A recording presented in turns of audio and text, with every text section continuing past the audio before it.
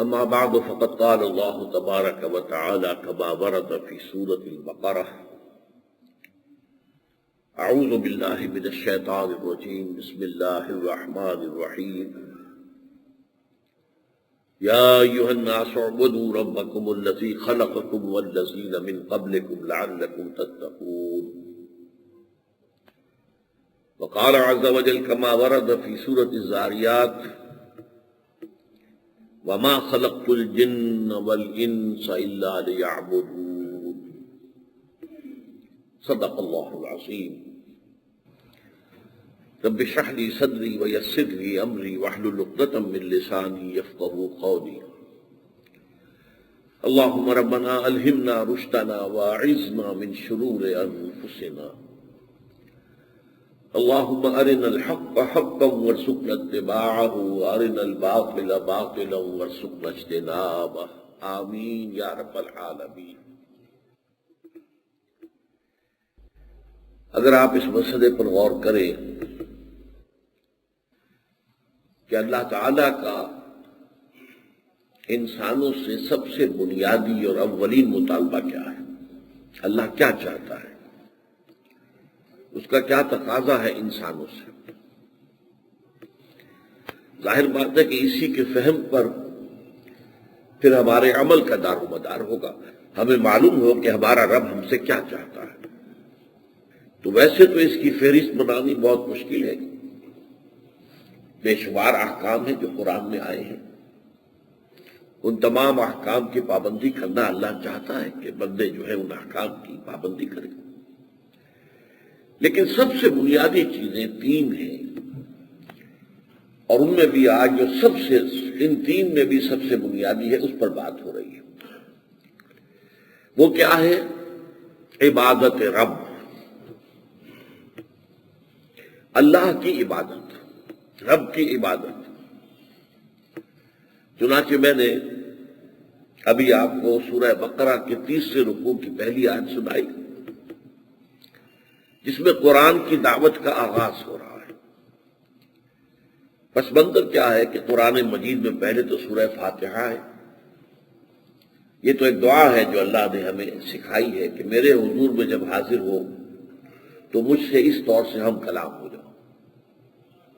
چنانچہ یہ دعا جو ہے، یہ سورۃ الفاتحہ، یہ ہماری نماز کا جزو لا ینفک ہے، ہر رکعت میں ہم اسے پڑھتے ہیں۔ اس کے بعد سورہ بقرہ شروع ہوتی ہے تو پہلے 2 رکوعوں میں 3 قسم کے انسانوں کا ذکر ہے۔ ایک وہ انسان ہے کہ جو اللہ کی بھیجی ہوئی اس کتاب قرآن مجید سے کما حقہ استفادہ کرتے ہیں، اس پر عمل کرتے ہیں، اسے اپنا امام بناتے ہیں، اسے اپنا ہادی اور رہنما بناتے ہیں، اس کی پیروی کرتے ہیں۔ ان کے کیا خصائص ہیں، کیا اوصاف ہیں۔ اس کے بعد وہ لوگ کہ جو اپنی ہٹ دھرمی کی وجہ سے، ضد کی وجہ سے، تعصب کی وجہ سے، یا حسد کی وجہ سے، یا تکبر کی وجہ سے قرآن کی دعوت کو رد کر دیتے ہیں، ان کا کیا انجام ہونے والا ہے۔ اور تیسرے درجے میں وہ لوگ جو کچھ بین بین رہتے ہیں، زبان سے کہتے ہیں کہ ہم مانتے ہیں لیکن حقیقت میں نہیں مانتے، عمل نہیں کرتے، تقاضے پورے نہیں کرتے، صرف زبانی کلامی ان کا دعویٰ ہے، ان کو ہم منافق کہتے ہیں۔ تو گویا کہ تمہیدی طور پر 3 قسم کے کردار جو ہیں پہلے سورہ بقرہ کے 2 رکوعوں کے اندر بیان کر دیے گئے، اور اس کے بعد جو قرآن کی اصل دعوت ہے وہ شروع ہو رہی ہے، اور وہ ایک آیت کے اندر انتہائی جامعیت کے ساتھ، یا ایھا الناس، اے لوگوں، یہ لفظ جو ہے قابل توجہ ہے۔ حضور سے پہلے جتنے بھی رسول آئے وہ اپنی اپنی قوموں کی طرف آئے، لہذا ان کی دعوت جو قرآن مجید میں آتی ہے بار بار آتی ہے، سورہ اعراف میں آتی ہے، سورہ ہود میں آتی ہے، سورہ شعراء میں آتی ہے، یا قوم یا قوم یا قوم اعبدوا اللہ، اے میری قوم کے لوگوں اللہ کی عبادت کرو۔ لیکن یہاں لفظ یا قوم میں نہیں آیا، یا ایھا الناس، اے لوگوں، اے بنی نوع آدم۔ کیوں؟ اس لیے کہ حضور صرف کسی ایک قوم کی طرف مبعوث نہیں ہوئے، صرف کسی ایک ملک کی طرف مبعوث نہیں ہوئے، آپ پوری نوع انسانی کے لیے مبعوث ہوئے۔ پوری نوع انسانی آپ کی امت دعوت میں شامل ہے۔ ایک ہے امت اجابت، جنہوں نے آپ کی دعوت قبول کی، ایک امت دعوت ہے جس کو کہ دعوت دینی ہے۔ تو باقی سارے جتنے اس سے پہلے رسول آئے آپ سے صلی اللہ علیہ وسلم، وہ اپنی قوموں کی طرف بھیجے گئے، لہذا ان کا خطاب ہوتا تھا یا قوم، اے میری قوم کے لوگوں۔ لیکن یہاں بات ہو رہی ہے یا ایھا الناس، اے لوگوں، اس لیے کہ آپ کی بعثت جو ہے وہ تمام نوع انسانی کے لیے ہے۔ سورہ سبا میں فرمایا گیا حضور سے مخاطب ہو کر، وَمَا أَرْسَلْنَاكَ إِلَّا كَافَّةً لِلنَّاسِ بَشِيرًا وَنَذِيرًا، اے محمد صلی اللہ علیہ وسلم، ہم نے آپ کو نہیں بھیجا ہے مگر تمام نوع انسانی کے لیے بشیر اور نذیر بنا کر۔ اب یا ایھا الناس کے بعد خطاب کیا؟ اعبدوا ربکم، عبادت کرو اپنے رب کی۔ لفظ عبادت کو ابھی میں جوں کا توں رکھ رہا ہوں، اس کے اوپر تفصیل سے تو گفتگو بعد میں ہوگی کہ اس کا مفہوم کیا ہے۔ اعبدوا ربکم، عبادت کرو اپنے رب کی، الذی خلقکم والذین من قبلکم، جس نے تمہیں بھی پیدا کیا اور تم سے پہلے جتنے لوگ ہو گزرے دنیا میں، تمہارے آباء و اجداد، ان سب کو بھی پیدا کیا۔ یہ کیوں کہا تمہارے آباء و اجداد کو بھی پیدا کیا؟ یہ خاص طور پر اس لیے کہ انسانوں کی ایک بہت بڑی گمراہی یہ رہی ہے کہ وہ ہمیشہ یہ کہتے تھے کہ ہم تو وہی کچھ کریں گے جو ہمارے آباء و اجداد کرتے تھے۔ ما وجدنا علیہ آباءنا، جس طریقے پر ہم نے اپنے آباء و اجداد کو پایا ہے ہم تو اسی طریقے پر چلیں گے، اسی راستے پر چلیں گے، وہی طریقہ کار اختیار کریں گے۔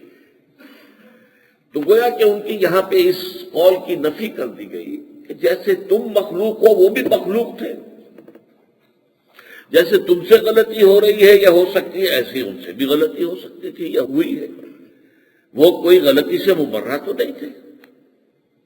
لہذا آباء و اجداد کی پیروی نہیں ہے، پیروی جو ہدایت اللہ کی طرف سے آئے اس کی جائے۔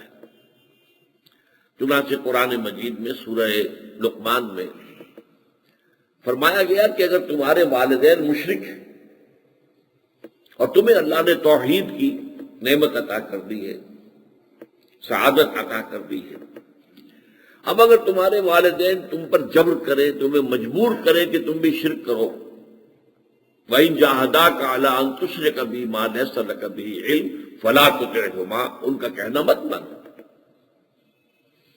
لیکن وَصَاحِبْهُمَا فِي الدُّنْيَا مَعْرُوفًا، دنیا میں ان کے ساتھ معروف طریقے پر رہو۔ وہ والدین ہیں چاہے مشرک ہیں تو ان کا کچھ نہ کچھ ادب کرنا ہوگا، اور ان کی اگر ضروریات ہیں تو ان کی کفالت کرنی ہوگی چاہے وہ مشرک ہیں، لیکن اطاعت نہیں کرنی۔ وَاتَّبِعْ سَبِيلَ مَنْ أَنَابَ إِلَيَّ، پیروی کرو اس کے راستے کی جس نے اپنا رخ میری طرف کر لیا۔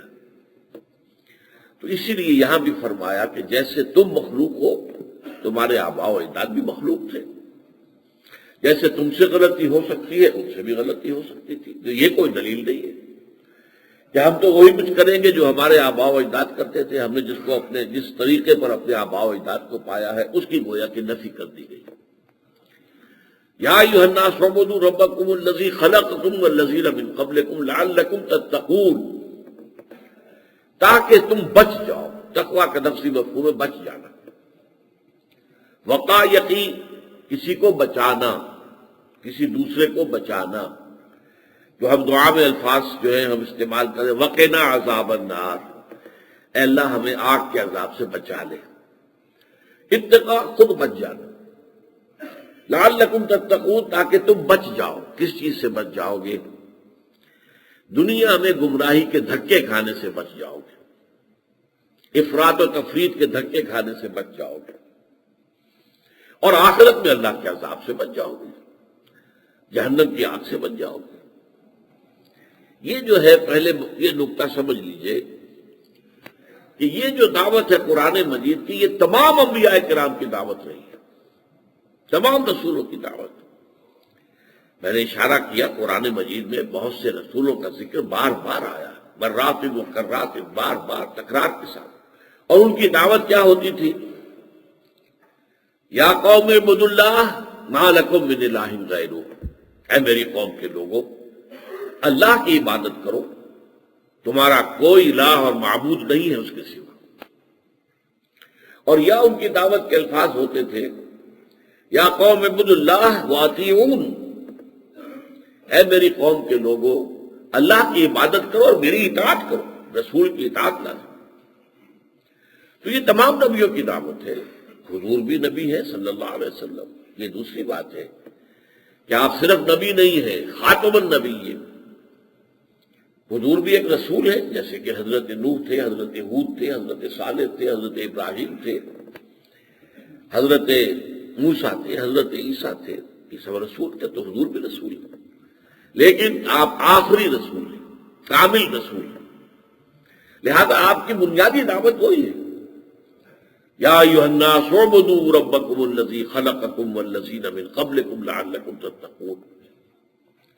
اس سے بھی آگے چل کر یہ سمجھ لیجئے، میں نے دوسری آیت آج ابتدا میں پڑھی تھی، یہ سورہ ذاریات کی آیت ہے، وما خلقت الجن والانس الا لیعبدون، میں نے جنوں اور انسانوں کو پیدا ہی اس لیے کیا ہے کہ وہ میری عبادت کریں، بلکہ لفظی ترجمہ ہوگا نہیں پیدا کیا ہے میں نے جنوں اور انسانوں کو مگر صرف اس لیے کہ میری عبادت کریں۔ تو اب میں نے 3 نقطے آپ کو بتائے، قرآن کی دعوت عبادت رب کی، تمام رسولوں کی دعوت عبادت رب کی، انسان کا مقصد تخلیق عبادت رب کی۔ اب یہ عبادت کیا ہے، اس کے بارے میں ہمارے ذہنوں میں کوئی غلط فہمیاں پیدا ہو گئی۔ کچھ عبادات ہیں جو ہمیں دی گئی ہیں، نماز ہے، روزہ ہے، حج ہے، زکوٰۃ ہے، ہم نے سمجھا بس یہی عبادت ہے، اور یہ بہت بڑا مغالطہ ہے، بہت بڑی غلط فہمی ہے۔ اس غلط فہمی کا دور ہونا بہت ضروری ہے۔ عبادت کا مفہوم سمجھیے، اس لفظ کا مادہ عبد، عبد کسے کہتے تھے؟ غلام۔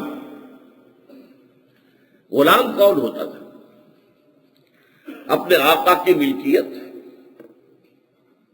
ہمہ تن، ہمہ وقت، ہمہ جہد، اس کا مطیع، اس کا اطاعت کرنے والا۔ چنانچہ ایک ہمارا تصور آج کا ہے، وہ ہے ملازمت کا۔ ملازمت غلامی نہیں ہے، ملازمت ملازم ہے ایک شخص، جس کام کے لیے ملازم وہی کام کرے گا، اور جو گھنٹے اس کے مقرر ہیں، جو اوقات ہیں، اسی میں کرے گا۔ وہ اوقات ختم ہو گئے تو وہ برابر کا ہے آپ کا، آپ بھی ایک شہری ہے، وہ بھی ایک شہری ہے۔ آج کی دنیا میں آپ کا بھی ایک ووٹ ہے، اس کا بھی ایک ووٹ ہے، وہ آپ کا غلام نہیں ہے، آپ کا عبد نہیں ہے، آپ کا مملوک نہیں ہے۔ تو ملازم کا معاملہ یہ ہے کہ وہ معین کام کے لیے ملازم ہوتا ہے، اس میں تو وہ اطاعت کرے گا، جو امپلائر ہے اس کا کہنا ماننا ہوگا، لیکن اس کے علاوہ کسی اور کام پر اس کو مجبور نہیں کیا جا سکتا۔ اسی طرح وہ جتنا وقت طے ہے اسی وقت میں آپ کا مطیع ہے، آپ کا فرما بردار ہے۔ اس وقت کے بعد آپ کا اس کا رشتہ جو ہے وہ ملازم کا نہیں ہے، ملازم و ملازم رکھنے والے کا، بلکہ وہ بھی ایک شہری ہے اس ملک کا، جیسے کہ آپ شہری ہیں۔ یہ ہے ملازمت۔ عبد کا معاملہ کیا ہوتا تھا؟ وہ ہمہ تن، ہمہ وقت، رات دن، اور جو کام کہے آقا اسے کرنا ہے، کوئی تحدید نہیں، کوئی پابندی نہیں، کوئی لیمیٹیشن نہیں۔ رات کے وقت کہے، دن میں کہے، صبح کہے، شام کو کہے، جو کام کہے وہ اسے کرنا۔ اس کے علاوہ وہ جو آقا ہوتا تھا، وہ اگر اسے کوئی کوٹھڑی دے دیتا تھا کہ اس میں تم رات کو سو جایا کرو، تو وہ کوٹھڑی کا مالک تو نہیں ہو جاتا تھا؟ مالک تو آقا ہے، اس کا بھی مالک آقا، اس کوٹھڑی کا مالک بھی آقا۔ اگر کوئی چارپائی اس نے دے دی، بڑا کرم کیا، تو یہ چارپائی اس غلام کی ملکیت نہیں ہوئی، ملکیت آقا کی ہے، زیر استعمال ہے۔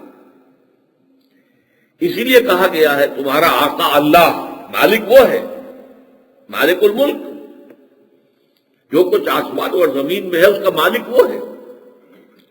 جو کچھ تمہیں دیا گیا متاع الحیات دنیا، دنیا کی زندگی میں استعمال کے لیے، متاع کہتے ہیں برتنے کی چیز، استعمال کی چیز، بس برتنے کی حد تک، استعمال کی حد تک وہ تمہاری ہے، تمہاری تحویل میں دے رکھی ہے اللہ نے، مالک نہیں، مالک تو اللہ ہی ہے ہر چیز کا، تمہارا بھی مالک اللہ ہے۔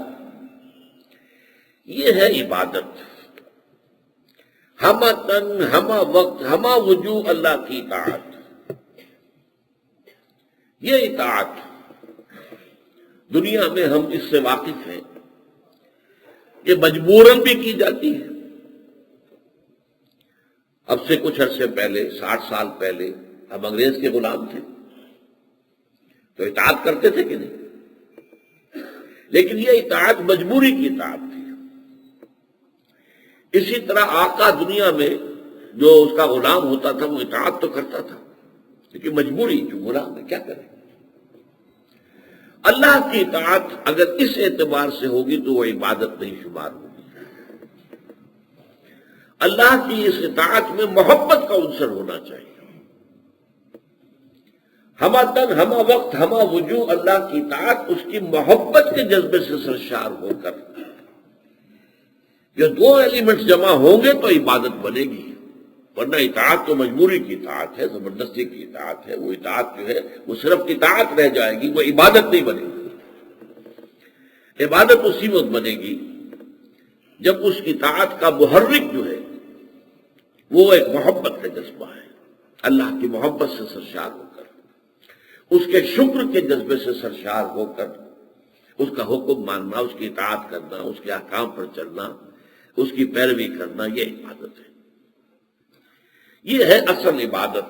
اب آپ سوچئے اس عبادت کے راستے میں بڑی رکاوٹیں ہیں،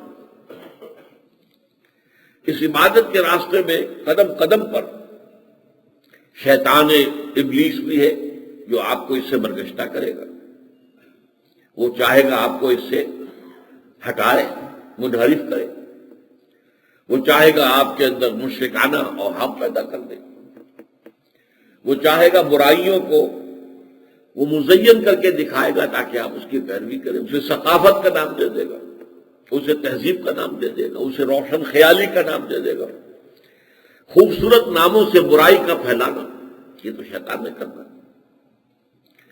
شیطان سے بھی پہلے ہمارے اپنے اندر ہمارا نفس ہے، یہ نفس بھی ہمیں برائی کا حکم دیتا ہے، ان النفس لامارۃ بالسوء۔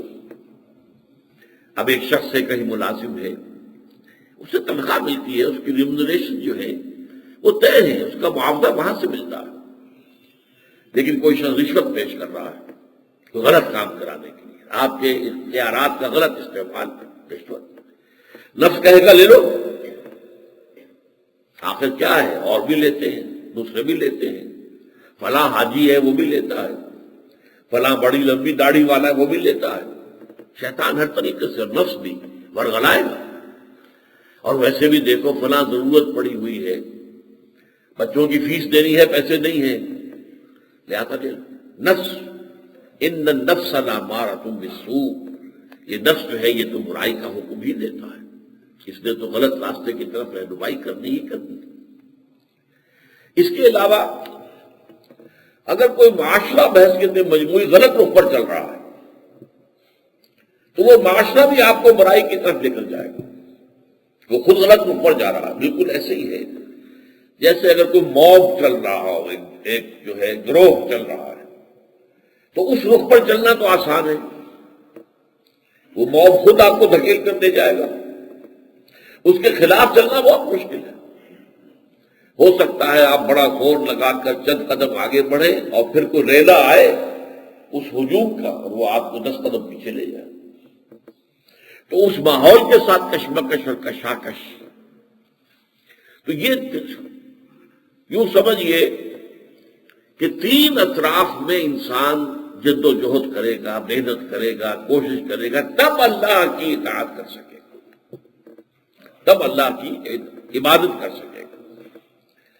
اب عبادت کے بارے میں نے آپ کو جو بتایا کہ اطاعت جمع محبت مل کر عبادت بنتی ہے۔ فارسی زبان کا ایک لفظ ہے بندگی. کسی زمانے میں مساجد میں یہ اشعار لکھے ہوتے تھے: زندگی آمد برائے بندگی، زندگی بے بندگی شرمندگی.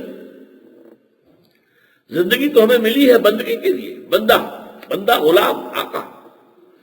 تو عبد کا صحیح ترجمہ بندہ، آقا غلام، آقا کا غلام. زندگی آمد، وما خلقت الجن والانس الا لیعبدون. میں نے نہیں پیدا کیا جنوں اور انسانوں کو مگر اس لیے کہ میری عبادت کریں، میری بندگی کریں. یہ بندگی ہما تن ہما وجوہ ہما وقت، اس میں کوئی لمیٹیشن نہیں ہے کہ اتنے وقت تو بندے ہیں آپ، اس کے بعد آپ آزاد ہیں. نہیں، آپ ہما وقت غلام ہیں. جس اعتبار سے بھی جو حکم ملے آپ کو بجا لانا ہے. ایک دوسرا لفظ ہے، وہ بھی فارسی کا ہے، پرستش. یہ پرستش جو ہے یہ محبت کے جذبے سے ہوتی ہے. کوئی وطن کا پرستار ہے، وطن سے محبت ہے. قوم پرست، اب قوم پرست کا لفظ جو ہے وہ آپ پڑھتے ہیں. قوم پرست جب آتے ہیں وہ اپنی قوم یا قومیت کے لیے سوچتے ہیں، اس کے لیے جو ہے اس سے ان کو محبت ہے، اس کے لیے قربانی دینے کو تیار ہیں، اسعاد کرنے کو تیار ہیں، جانے دینے کو تیار ہیں. قوم پرست، وطن پرست. زر پرست جو دولت کا پجاری، یہ پرستش. یہ بھی جب جمع ہوگی، بندگی جمع پرستش مل کر عبادت بنے گی. اللہ کی اطاعت کلی، ہم وطن ہما وقت ہما وجود، اور اس کی محبت شدید ترین. صرف محبت نہیں، شدید ترین محبت. سورہ بقرہ ہی میں فرمایا گیا ہے والذین آمنوا اشد حبا للہ. جو لوگ صاحب ایمان ہیں وہ سب سے شدید محبت اللہ سے کرتے ہیں. تو محبت میں شدید ترین ہو جائے اللہ سے، اور اطاعت اور اس کی بندگی جو ہے وہ بھی کامل ہو جائے، تو حق عبادت ادا ہوگا. اب میں آپ کو بتاتا ہوں کہ اس کے لیے یہ چونکہ بہت مشکل کام ہے. قدم قدم پر ہمارا نفس رکاوٹ ڈال رہا ہے، ہمارا معاشرہ جو ہے وہ رکاوٹ ڈال رہا ہے. مال کی محبت ہمارے دل کے اندر پیدا کر دی گئی ہے، اور شیطان ابلیس، اس کی ذریت، جنات میں سے اس کے پیروکار اور خود انسانوں میں اس کے ایجنٹ، وہ بھی آپ کو ورگلانے کے لیے تو اس کے در پہ ہے. اس کے مقابلے کے لیے عبادات دی گئی. یہ اس بڑی عبادت کو آسان بنانے کی سب سے پہلی عبادت نماز، صلاۃ.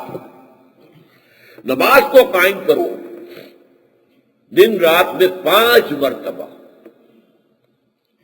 اپنے کاموں سے نکلو، اپنی مصروفیات سے، اپنے معمولات سے، اپنی دلچسپیوں سے نکلو، اور نکل کر اللہ کے حضور میں حاضر ہو کر یہ عہد بندگی جو اللہ سے کیا ہوا ہے اس کو تازہ کرو. ہر رکعت میں آپ کہتے ہیں ایاک نعبد و ایاک نستعین، ایاک نعبد و ایاک نستعین. اے اللہ ہم تیری ہی بندگی کرتے ہیں اور تیری ہی عبادت کرتے ہیں اور کرتے رہیں گے، اور تجھ ہی سے مدد مانگتے ہیں اور مانگتے رہیں گے. یہ گویا کہ ہم تازہ کرتے ہیں اپنے عہد کو، تاکہ دن میں 5 مرتبہ دوہرا دو، کہیں تو بھول جاؤ. اس لیے کہ نسیان ہے، دنیا کی مصروفیتوں میں لگ کے بھول گئے کہ ہم مالک نہیں ہیں، اپنی مرضی کے مالک اور مختار نہیں ہیں، ہم تو غلام ہیں. ہمیں تو آقا کی مرضی پر چلنا ہے، آقا کی ہدایات پر عمل کرنا ہے. تو اس بھول کا، اس نسیان کا، اس ظہول کا علاج کیا ہے؟ 5 وقتہ نماز. صبح اٹھتے ہی سب سے پہلا کام یہ ہے کہ اپنا عہد تازہ کرو.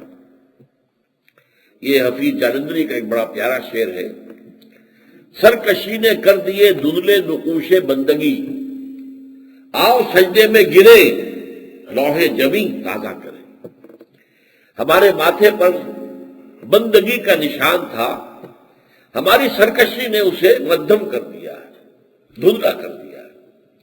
آؤ سجدے میں گرے، یہ ماتھا جو ہے زمین پر لگے تاکہ وہ عہد جو ہے بندگی کا وہ تازہ ہو جائے. کیونکہ انسان سمجھیے اپنا ماتھا جس کے سامنے ٹیک دیا تو اس کی انانیت میں ہے، یہ میں کا معاملہ ختم ہو جائے گا. میں تو گئی. تو سرکشی نے کر دیے دھندلے نقوش بندگی، آؤ سجدے میں گریں، لوح جمی تازہ کریں. یہ ہے نماز کی حکمت. اقم الصلاۃ لذکری، نماز قائم کرو میری یاد کے لیے. 5 وقت تمہارے ایسے ہونے چاہیے، اور یہ تو فرض ہے، اس کے علاوہ بھی اللہ توفیق دے. رات کو جاگ کر اللہ سے اپنا عہد تازہ کرو، تہجد پڑھو. صبح اشراق ہے اور ہے، مغرب کے 7 نوافل ہیں، کم. لیکن یہ کس لیے ہے؟ تاکہ وہ بڑی بندگی تم سر انجام دے سکو. ہمہ وقت ہمہ تن بندگی، تاکہ تمہیں یاد رہے کہ تم بندے ہو. دکان پر بیٹھ کر گاہکوں کے اندر مشغول ہو کر بھول نہ جاؤ. اور کوئی اپنا پروفیشن ہے اس کے اندر لگے ہوئے، کہیں تمہیں نسیان نہ ہو جائے، ظہور نہ ہو جائے کہ تم اللہ کے بندے ہو. اللہ کی اطاعت کا تم نے عہد کیا ہے. ایاک نعبد و ایاک نستعین. اسی طرح یہ جو نفس امارہ ہے ہمارا، اس نفس کے کچھ تقاضے ہیں. یہ حیوانی نفس ہے. ہمارے اندر ایک حیوان بھی ہے اور ایک ہمارا روحانی وجود بھی ہے. 2 وجود ہیں. آدمی زیادہ ترفع معجون است از فرشتہ سرشتہ وز حیوان. یہ آدم ذات جو ہے، میں اور آپ، یہ عجیب معجون ہے. معجون مرکب جسے کہتے ہیں. اس میں ایک پورا حیوان بھی ہے اور فرشتہ بھی ہے. تو سارے حیوانی تقاضے بھی ہمارے ہیں. گھوڑا ہے، کوئی اور جانور ہے، اسے کوئی چارہ چاہیے، ہمیں بھی کچھ خوراک چاہیے. حیوانات کے اندر جنسی جذبہ ہے، پروکریشن کے لیے، نسل کو باقی رکھنے کے لیے. سیکس ہے، ہمارے اندر بھی ہے، اس کا تقاضا ہے. اسی لیے ہے کہ نسل انسانی آگے چلے. حیوانات کو بھی کچھ آرام چاہیے. یہ نہیں کہ ہر وقت یہ آپ اس سے کام لیتے رہے. لہذا ہمیں بھی آرام چاہیے. یہ ساری چیزیں جو ہے حیوانی تقاضے وہ ہمارے اندر ہے. اور یہ حیوانی تقاضے اندھے بہرے ہیں. بھوک جب لگے گی تو پیٹ یہ چاہے گا کہ میرے اندر ایندھن ڈالا جائے. مجھے اس سے غرض نہیں حلال کا ہے یا حرام کا. وہ جو حیوانی نفس ہے وہ اس میں فرق نہیں کرتا کہ حلال سے غذا میرے اندر ڈالی گئی ہے یا حرام سے. اسی طریقے سے جب جنسی جذبہ جو ہے وہ جب ابھرتا ہے تو وہ اندھا بہرا ہوتا ہے. اسے اس سے غرض نہیں جائز راستہ ہے یا ناجائز ہے، اسے اپنی تسکین چاہیے. تو یہ جو حیوانی تقاضے ہیں. مال ہمیں بہت محبت ہے. انسان جو ہے مال کی محبت میں بہت شدید ہے.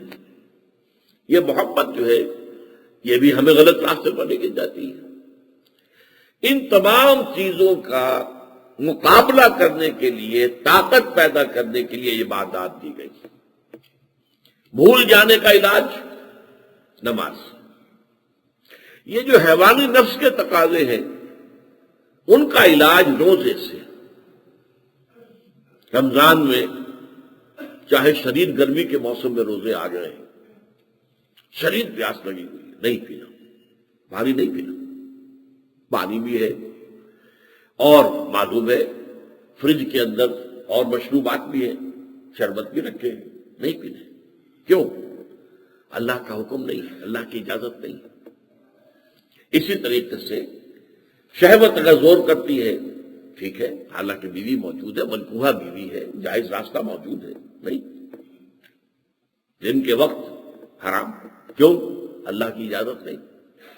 یہ تربیت، یہ ٹریننگ، یہ پریڈ، یہ مشقت، یہ ایکسرسائز کس لیے ہے؟ تاکہ اپنے نفس کو کچھ کنٹرول میں رکھ سکو. یہ نہیں کہ نفس میں سے جو تقاضا ابھرے اسے پورا کرنے کے لیے تیار ہو جاؤ. نفس کا جو مطالبہ سامنے آئے اس کے سامنے ہاتھ باندھ کر کھڑے ہو جاؤ. نہیں، یہ تو پھر نفس کی غلامی ہو جائے گی. پھر گویا کہ تمہارا معبود نفس ہے. قرآن مجید میں بیان کیا گیا 2 جگہ.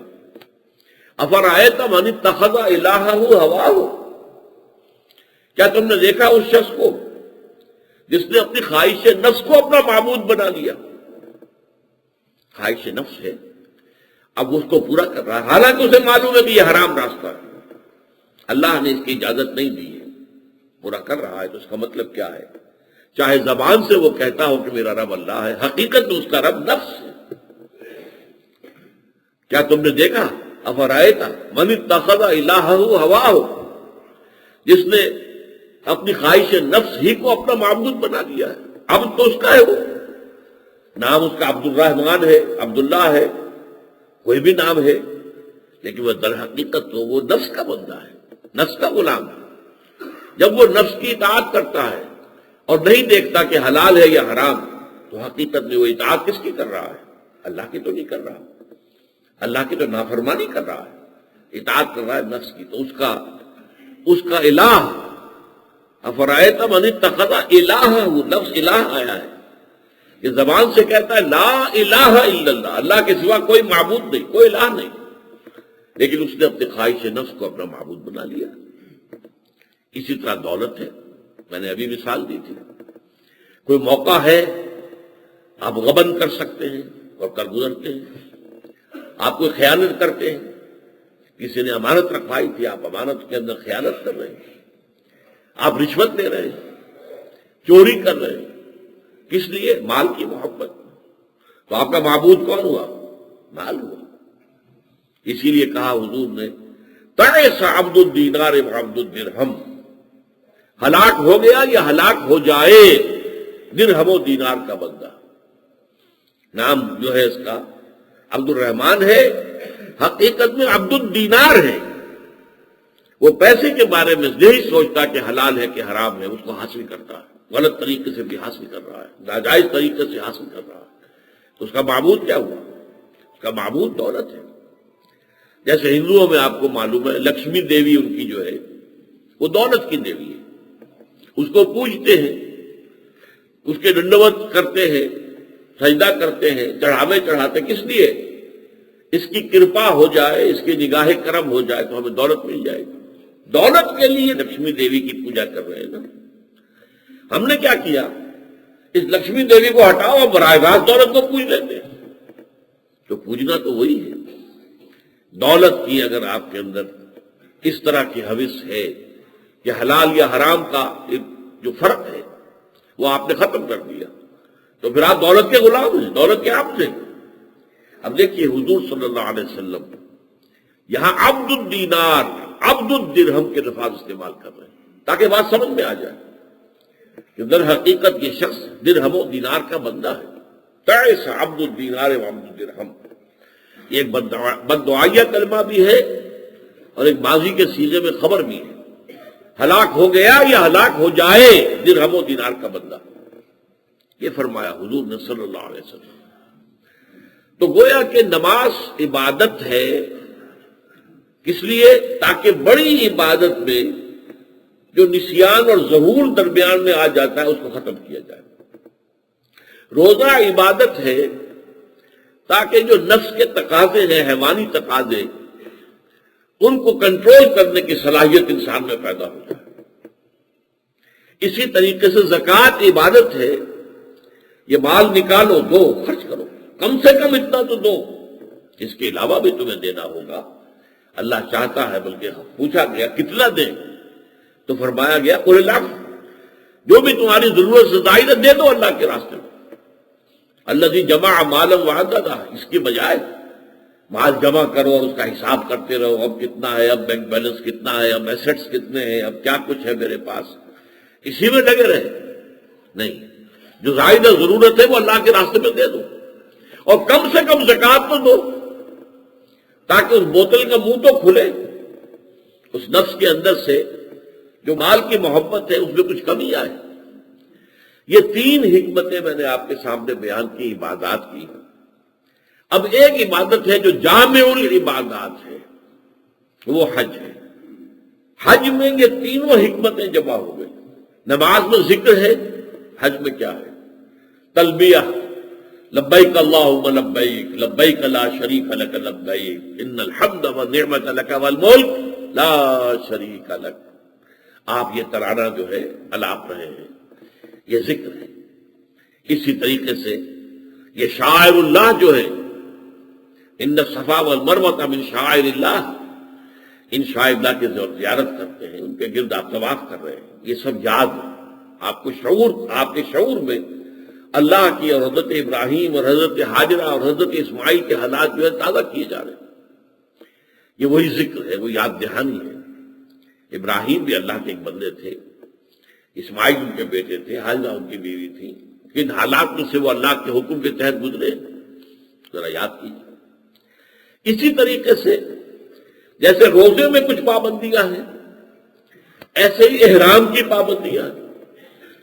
حالت احرام میں آپ تعلق زن و شو نہیں پیدا کر سکتے، چاہے آپ اپنی اہلیہ کے ساتھ ہی گئے ہیں حج کے لیے، وہ ساتھ ہی موجود ہے، لیکن آپ احرام میں ہیں، تو وہی جو روزے کی پابندی ہے احرام کے اندر موجود ہے۔ اسی طریقے سے مال کا خرچ، وہ تو بڑے پیمانے پر خرچ ہوتا ہے مال کا، وہ خرچ بھی ہو گیا، وہ زکوٰۃ کی حکمت بھی آ گئی، نماز کی حکمت بھی آ گئی، روزے کی حکمت بھی آ گئی، اور زکوٰۃ کی حکمت بھی آ گئی۔ اسی لیے میں نے کہا تھا یہ جامع العبادات، یہ تمام عبادتوں کی جامع عبادت ہے۔